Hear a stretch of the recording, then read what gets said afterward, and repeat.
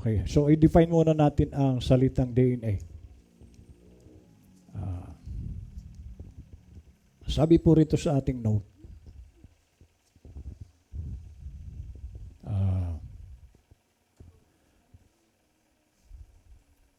deoxyribonucleic acid. Yan po ang tawag yan. The genetic blueprint that determines a person's, ayan. So yung pong DNA, ito po ang magsasabi kung anong dugo ang merong ng taglay. Kasi hindi po lahat ng tao pari-pareho ang DNA. So saan magmumula ang DNA? Sabi niya,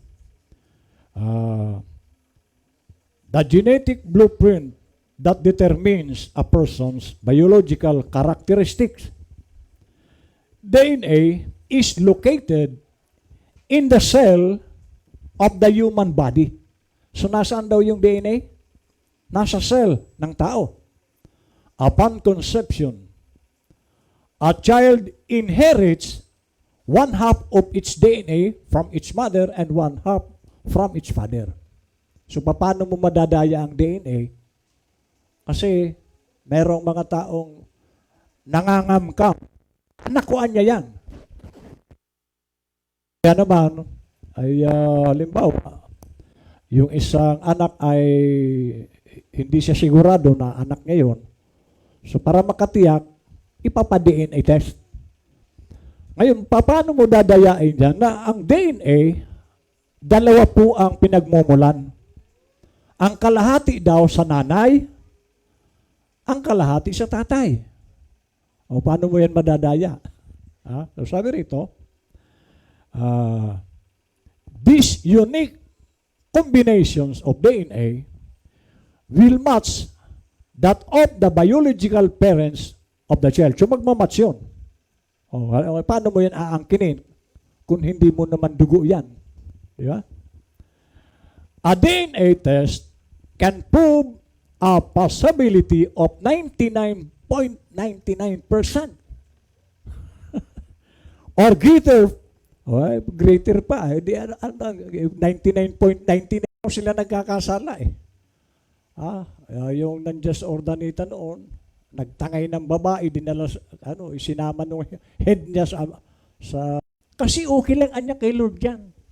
Sino may sabi siyang okay kay Lord yan? Sa'yo okay, kay Lord hindi. Kung nagbabad ka sa prayer, di mas okay kay Lord. Pero sila,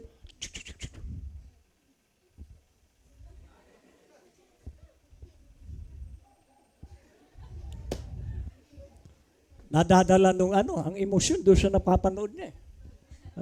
Lalo kung yung bida, sinaktan. Amen. So, sa iyo maganda yan. Kay Lord, pangit yan. Amen. Sa God in simplicity, sabi po ng prophet, we are not asked to manufacture fruits. We are supposed to produce fruits. Ano sabi? We are supposed to bear fruits. Normal po yan kasi sa puno, ay alam nga namang ang bunga ng puno ay manggagaling sa ibang puno. Ang bunga ng puno, doon mismo manggagaling sa puno na yon. At tayo bilang puno, dumaan ako roon. May nakita ako roon.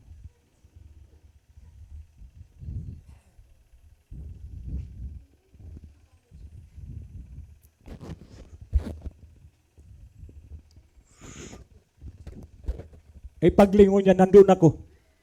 Si pastor. Hindi mo yan maitatago. May oras makikita ka. Lalo na dyan sa kapitbahay mo. Nakikita ka dyan. At silang magsasabi sa iyo kung born again ka o hindi. Paano mo yun maitatago? Ako nga, natimingan ko 2 times. Agaylayang bilay. Hindi pa rin nagbabago ang ganatan. Kaya makikita mo dito sa pulpito, maririnig mo yan. Bakit? Hindi ka nagbabago. Amen? Kaya ang kaligayahan ko mga kapatid, kaya nga ako nagsasakripisyo ko sa kaligtasan ng tao. Pero kung hindi ka rin maliligtas, paano kung sasaya? Ang sabi rito, the fruit that you bear before people proves where you're from. Oh. Okay? So you are here, what you are somewhere else. Kung ikaw ay taga 6 dimension, makikita na nga yung buhay mo dito. Ha? Pero kung taga 5th dimension ka, iyon din ang lalabas sa'yo. Hindi mo yan pwedeng itago. Your life that you live here, just reflecting what your inheritance is when you live here. Ayun. Pag alis mo rito, alam mo na kung saan ka patungo. Kasi dito sa lupa, nagre-reflect kung saan ka galing. Kaya kung galing ka sa 6th dimension, pang 6th dimension yung karakter mo. Pero kung 5th dimensional ka, amen, kailanman hindi ka po mababago. Ang church, hindi po ito ang salvation natin.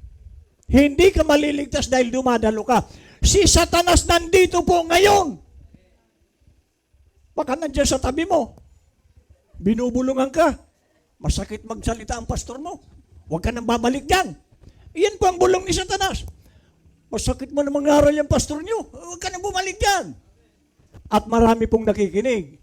Oo nga, no. Hindi ako babalik. Hello. Mga kapatid, alam mo, bakit nasasaktan ang tao? Meron siyang ginagawa. Labag sa Diyos.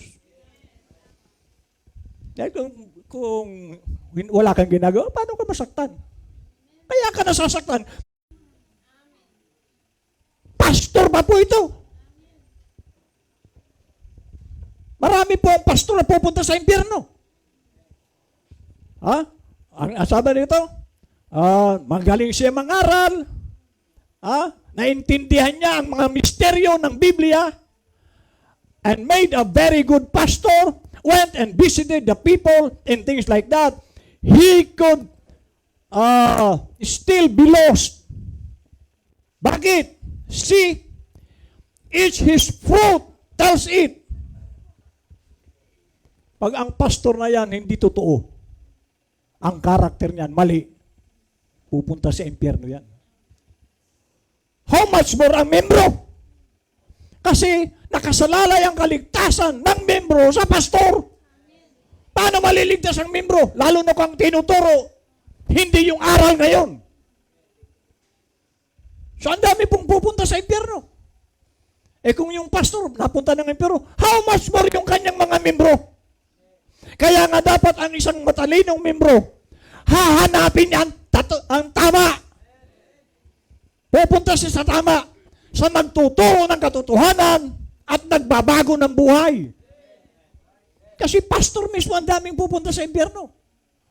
Hindi po basihan na maraming membro, malaki ang church. Hindi po yan dyan tumitingin si Lord. Ang tinitingnan ni Lord, tao. O ilan ba naligtas sa panahon ni Noah? 8.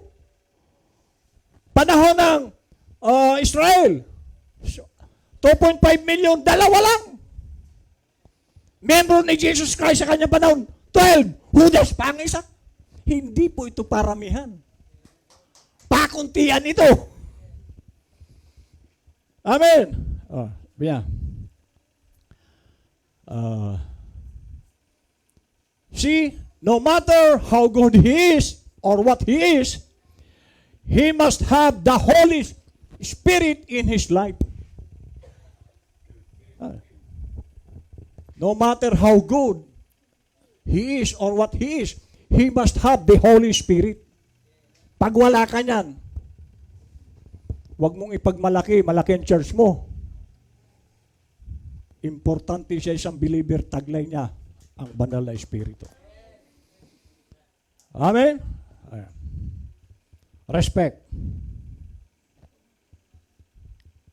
And because that God is God, He deserves respect. Ano po ang hinahanap ng Diyos? Respeto. Amen. So kailangan marunong tayo magrespeto sa Diyos. Kaya nga, alam niyo si Brother Branham, kung maaari, gusto ni Brother Branham, lagi siya nakasombrero. Kasi wala na siyang buhok dito. Pero pag pumasok ng church yun, talagang tanggal. Kasi may nature si Brother Branham, cowboy eh. Kaya lagi yung hunter pati yun. Pero pagpasok na sa church, respetado niya ang church. Amen? Sabi niya, that's right. And we've got to respect Him and give a fear to Him. Magkaroon daw tayo ng respeto at takot sa Diyos. Meron ka ba nun? Kung may takot tayo sa Diyos, susunod ka sa Diyos. Pero kung laya, dula amin. Hello? Wala kang respeto sa Diyos. And that brings respect. God has demanded that for Himself and for all His servants. Pati mga lingkod ng Diyos, respeto nyo. Katulad natin dito, meron kaming pinag-usapan ng mga deacon, ikaw mamumuno, Brad, sa ganitong buwan. Ito namang isa, sa ganitong mga buwan ka. Sa kanyang, yung ating unang deacon na namuno, maganda ang kanyang performance. At bakit niya ginawa yun? Isang respeto po yan sa Diyos. Na tinutupad mo yung tungkulin mo. Amen? So, malapit na. By August, another leader. Okay, bahala na rin siya kung ano gagawin niya. Okay. God demands respect for His servant. So itong mga leader natin na ito, irespeto natin. At paano nyo maipapakita respeto? Suportahan nyo sila. May gawain sila, sumabay ka. Yung iba kasi po, parang yung amo ba? Nanonood na lang. Wala niyan dito, pinanonood na lang yung gumagawa yung mga deacon. Bilang respeto, sabayan mo sila. Amen? Then, as you respect that servant, you respect God. Nasaan na? Yun. As you respect that servant, you respect. Kaya kung hindi mo yan nire-respeto, ang Diyos ang hindi mo nire-respeto. Kung hindi mo yan sinusuportahan, ang Diyos ang hindi mo sinusuportahan. Ganon lang kasimple. Okay? Then as you respect that servant, you respect God. So, when I respect you, and you respect me, and we respect each other, then we are respecting God. So yung pagrespetuhan natin, sa Diyos natin yung ginagawa. Pero kung may galit ka sa kapwa-kapatid, kailan mo yung ginagawa, galit ka sa Diyos. Nagtatampo ka, sa Diyos mo yung ginagawa. Tampuritis ka. May konti kang problema, pinalaki mo pa. Sa Diyos mo yung ginagawa. Hindi mo yung ginawa kay pastor. Sa Diyos mo yan ginagawa. So, ingat po tayo. Mabuti wala niyan dito. the token.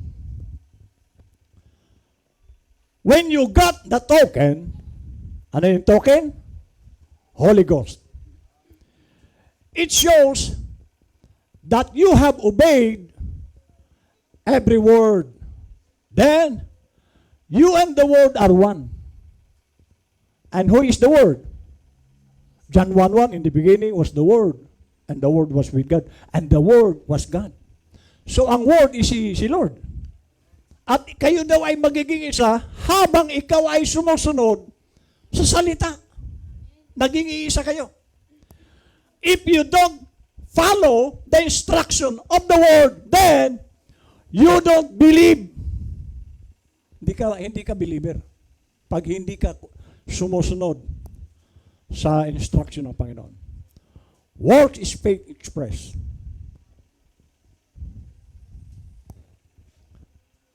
Genuine Christians. Sino po ang genuine dito? Genuine? O tanso? Walang tanso dito. A genuine Christians separates himself from everything but the Word of God. Ayun. So, sinisiparate ng isang totoong Kristiyano ang kanyang sarili sa mga bagay pang mundo maliban sa salita ng Diyos. Doon siya sa salita. Okay? If the Word of God embedded in him, then it's going to bring forth of its kind. Kung ang salita nandyan sa tao, magbubunga ito ng kung ano ang sinabi ng Word. Amen. It's your life worthy of the gospel. Ito. Patungkol na ito sa tahanan. I was preaching somewhere about women to obey their husband. Nangangaral ang propeta patungkol sa kayong mga babae, sumunod kayo sa lalaki.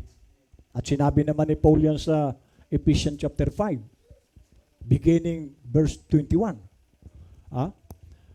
Okay? Sabi niya, I was preaching somewhere about women to obey their husband. Ito po ang sagot ng mga tinuturuan ni Brother Branham ng mababae. Obey? Now, that went out in marriages a long time ago. Then ain't going to do that. No, sir. They are not going to obey. May mga babae palang gano'n, no? Pero wala niyan dito. Na hindi sumusunod ang babae sa asawa. Meron ba niyan dito? Now, sabi po ng prophet doon sa mga hindi sumusunod na babae sa asawa.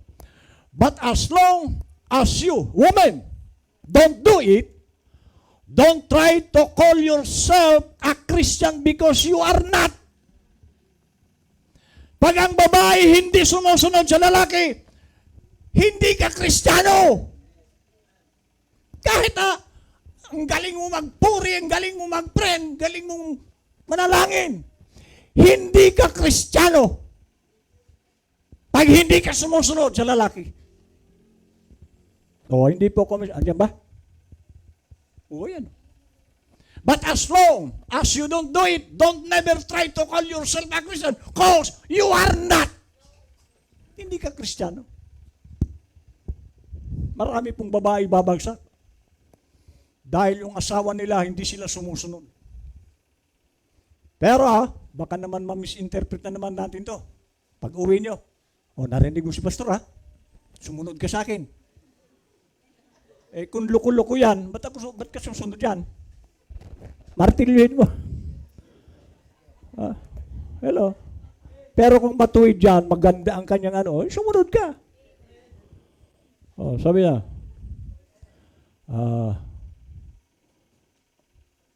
ito, mas mabigat na naman to.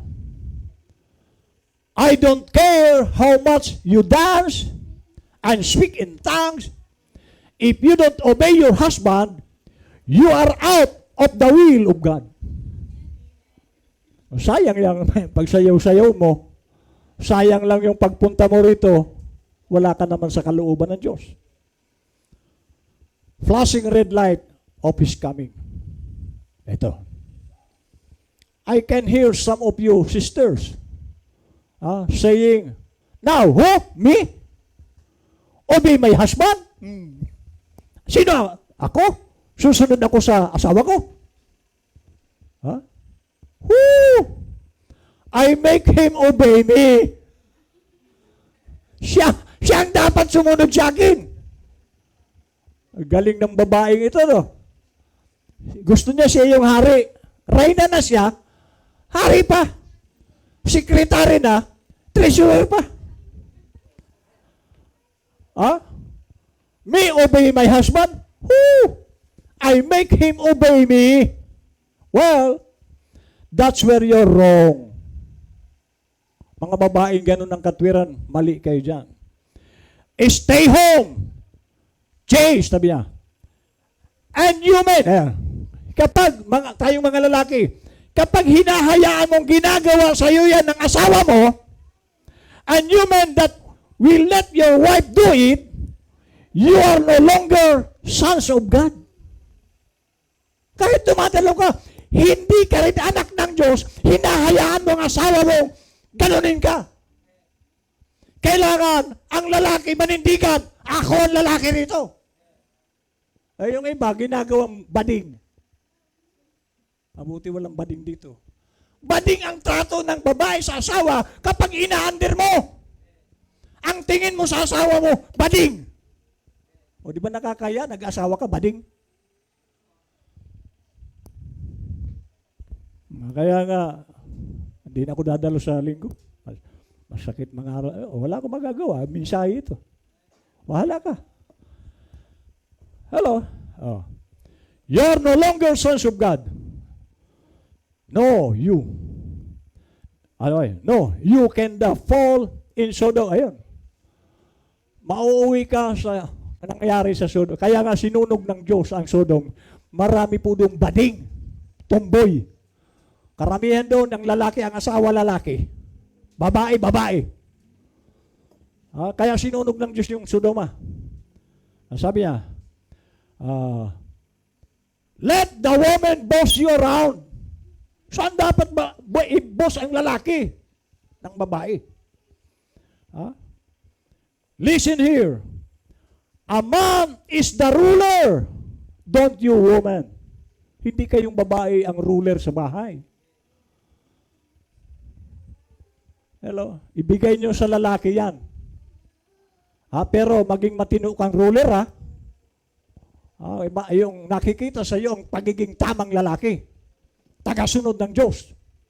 Pero kung nakikita naman, kaya maraming hindi rin sumusunod na babae, hindi naman makita sa kanyang Kristiyano ang asawa. Sabi niya, don't you women think you rule the house? You are not the ruler of the house. You are absolutely not a slave. Now, but you are a helpmate. Ang babae po, hindi po yan nilikha ng Diyos. Ang nilikhang original ng Diyos, si Adan lang. Kasama ni Adan si Eva. Siya po'y tadyang ni Adan. So, isa lang ang nilikha ng Diyos, si Adan. Kinuha lang kayo dito sa isang napakaliit nyo lang piraso na nilagyan ng Diyos ng laman. Pagkatapos gusto nyo, kayo ang mamuno sa bahay. Divine love. Sabi niya,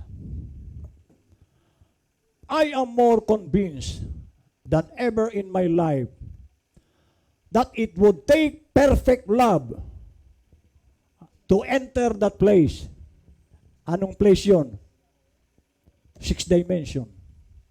Heaven. Mahirap makapasok doon hanggat hindi mo taglay, sabi ng prophet. It would take perfect love to enter that place. Paano ka makapasok doon kung hindi mo taglay ang perfect love? Sabi niya, to enter that place. What place, Brother Branham? The baptism of the Holy Ghost. It will take complete love to receive the new birth. Ang new birth, matatanggap mo lang yan pag taglay mo ang perfect love. It takes all of these things. Ano yung heaven? There was no jealousy. Ano, yung bang jealousy na umiiral pa sa atin? May kinaiingitan ka? May nakita ka lang pinaburan si pastor, nainggit ka na. Mahirap kang makapasok doon. Kasi perfect love ang hinahanap ni Lord. At yan po yung DNA ni Lord. Sabi niya, it will take complete love to receive the new birth. Nandiyan na? Sa ano po? Sa divine love. It takes all of these things. There was no jealousy, no tiredness. Walang kapaguran po ang may new birth. Sabi ko nga sa inyo, kung bigyan ako ni Lord mga 100 na Bible study sa isang linggo, pasukin ko yan. Kasi ginagawa ko na po ito noon sa Alaminos ako. Okay? There's no tiredness, no sickness. Wala pa ng sakit. Okay? No old age. Doon na ito sa ano. Pero ngayon, taglay na po natin to. No sickness, no old age.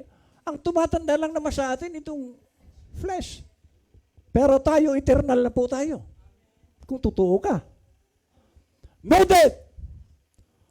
Only supreme beauty and joy. Kaya nga, masaya ka lagi.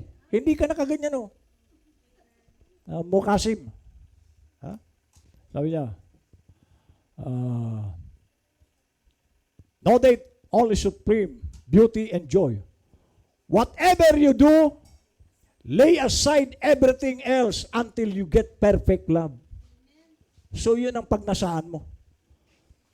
When we enter into the world of the new birth, ano ang makikita sa atin pag napasok mo yun? We take a non-compromising stand for it and we denounce the things of the world. That we came out of. So, yung mga pangmundong bagay, tinapon mo na yun. By the new birth, we become Nandiyan na ba? Saan tayo? By the new birth.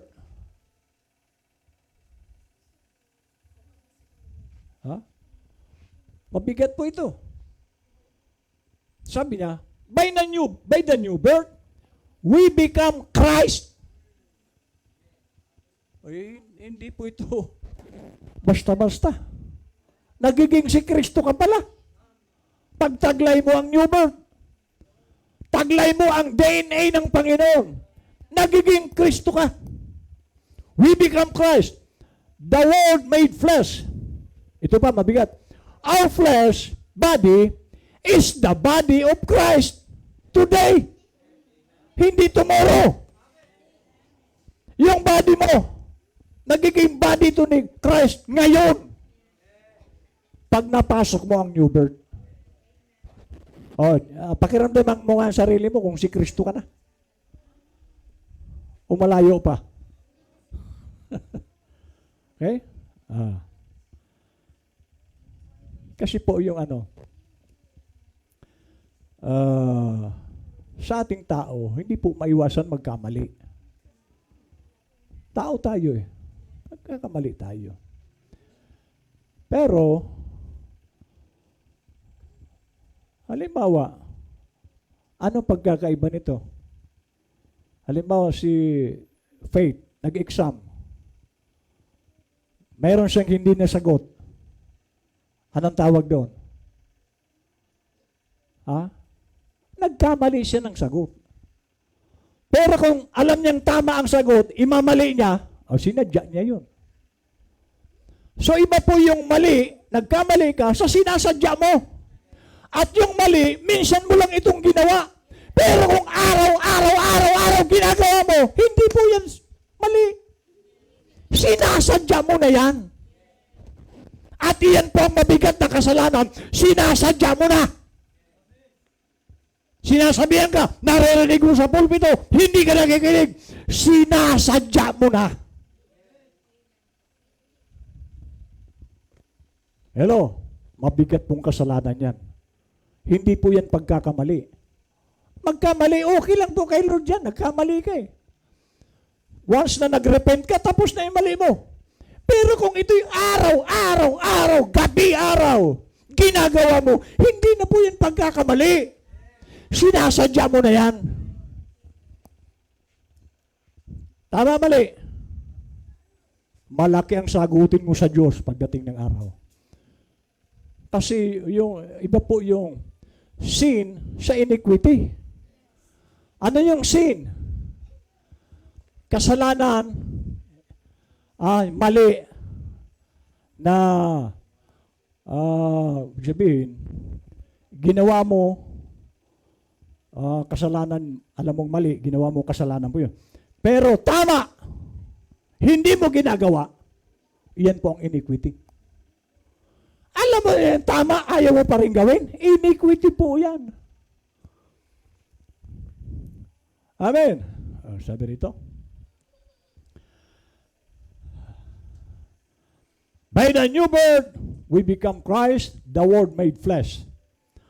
Our flesh body is the body of Christ today. Grabe. Amen? Dito po ako tatapos.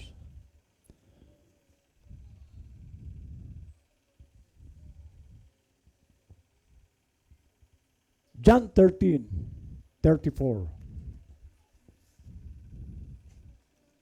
John 13.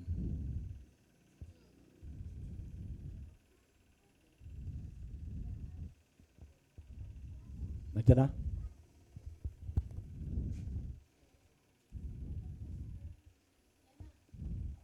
Ano po sabi ni Lord dito?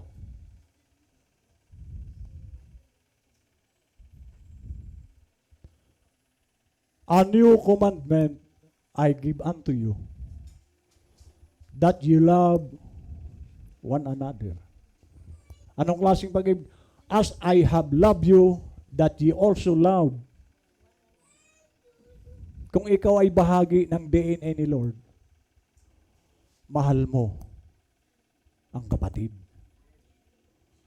Ramdam mo ba yung mahal mo ang kapatid? O may pinipili ka lang na mahalin?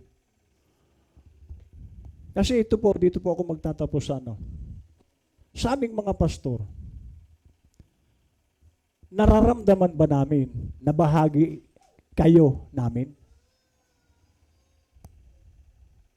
Bilang pastor ako, may ramdam ko ba na kayo'y bahagi ko? Kasi kung hindi ko maramdaman yan, hindi po ako magmamalasakit sa inyo. Hindi nyo makikita sa akin ang pagmamalasakit sa inyo kung hindi ko naman nararamdaman na bahagi kayo sa akin. So kaya yan ginagawa ng isang pastor, hindi para magpayaman, kasi yung iba, nagpapayaman. Pero sabi ko nga, saan ko ba tinanong? O daw sa tumbor. Sabi ko sa tumbor, sa inyong mga membro, nagkaroon ako ng 4 wheels, meron ba kayong ambag? Hello? Kasi baka isipin nyo, nagpapayaman ako. O ano ang ambag nyo sa van? Meron ba kayong ambag dyan? Wala. O paano mo ko sasabihin nagpapayaman ako? Kami pa nga nag-aabono ng mga bayarin dito. So kaya ito ginagawa ni Pastor, yung pagmamalasakit. Dahil bahagi kayo sa akin. Ramdam ko yun. O ngayon, tanong naman, baliktarin natin. Kayong membro, ramdam nyo ba na ako'y bahagi nyo?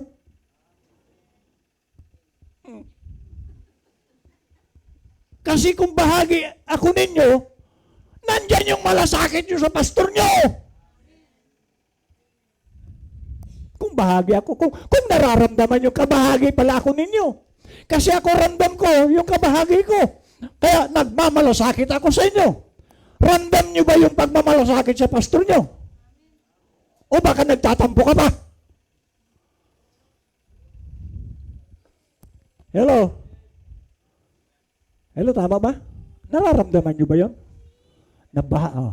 Kayong mga swal, ramdam nyo ba yun na ako'y bahagi ng buhay nyo?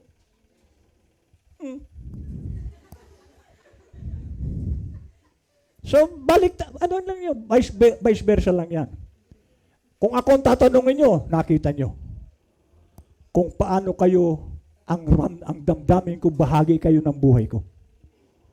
So ngayon ang tanong, ibalik natin, ramdam nyo ba na si pastor bahagi ng buhay nyo? Kasi makikita ko yan. Paano mo may tatago yan?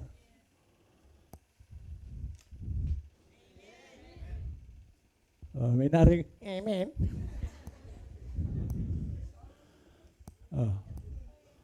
Pangatlong tanong, nararamdaman nyo rin ba na ang bawat isa bahagi nyo?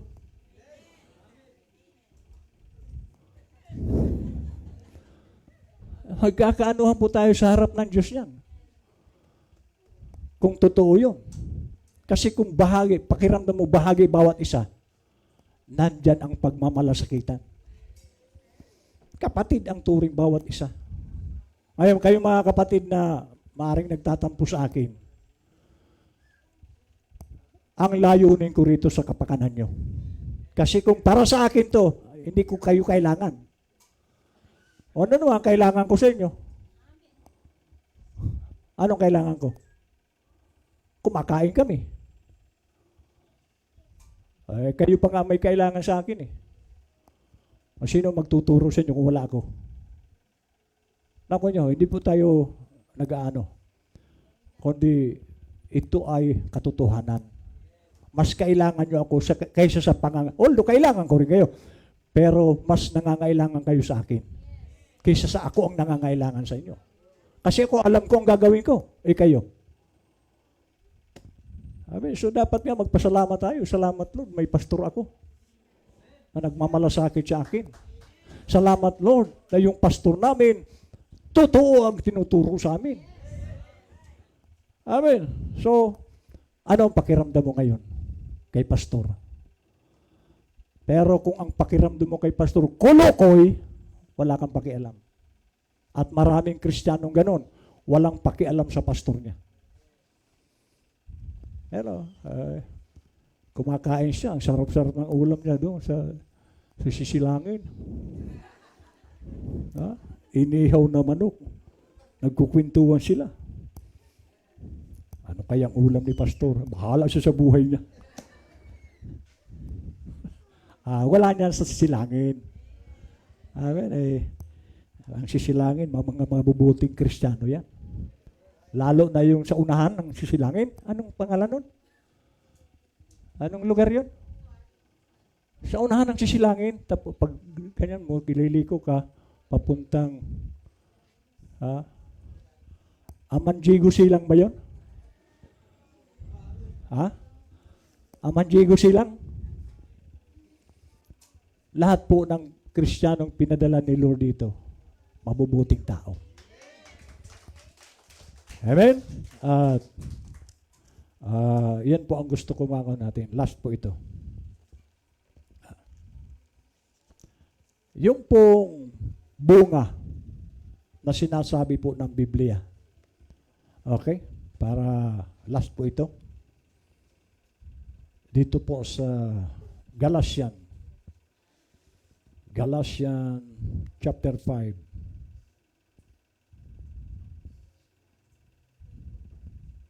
Verse 22. Ito po yung bunga na hinahanap sa atin ni Lord.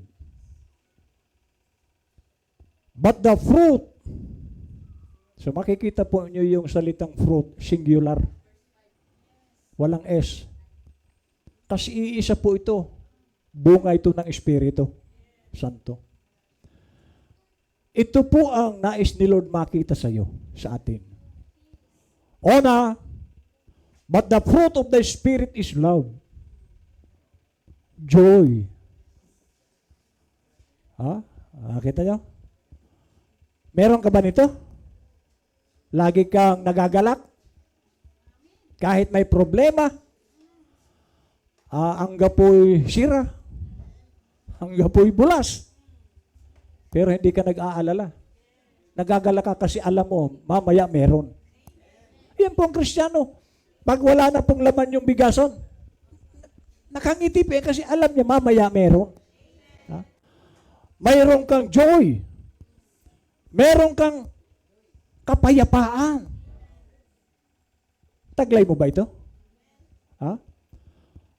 Peace, long-suffering, gentleness, goodness, faith, meekness, temperance. Against such there is no law.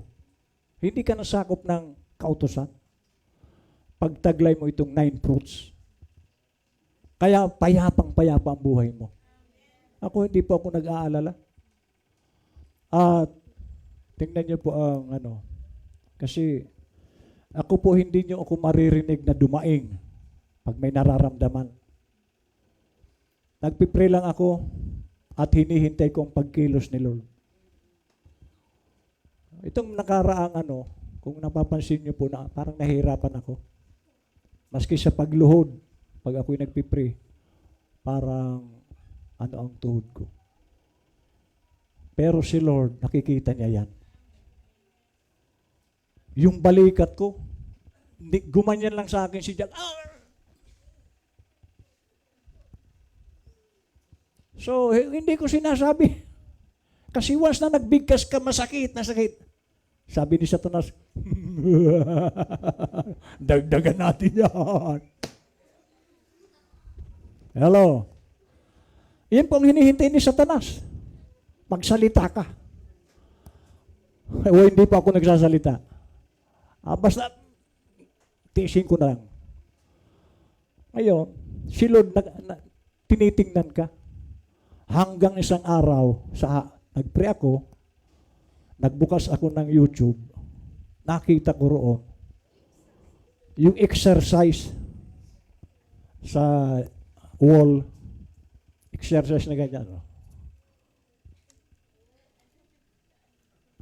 Ginaya ko, nawala. So may mga si Lord. Tinitingnan ka ni Lord. Ngayon, servant ka. Nag-duty ka. Nawala. Yun naman tuhod ko. Kaya nahirapan ako minsan noon. Sabi ko, Brother Tinto, Pastor, natatanggal ba sa hilot ang uric acid? Pastor, hilutin mo nga ito. Nawala. Iyan po ang Diyos. Maghintay ka lang. So, ayos na naman ang pakiramdam ko. Nakukuha niyo ba? Si Lord po, maaring sa tingin mo parang wala kang pag-asa. No.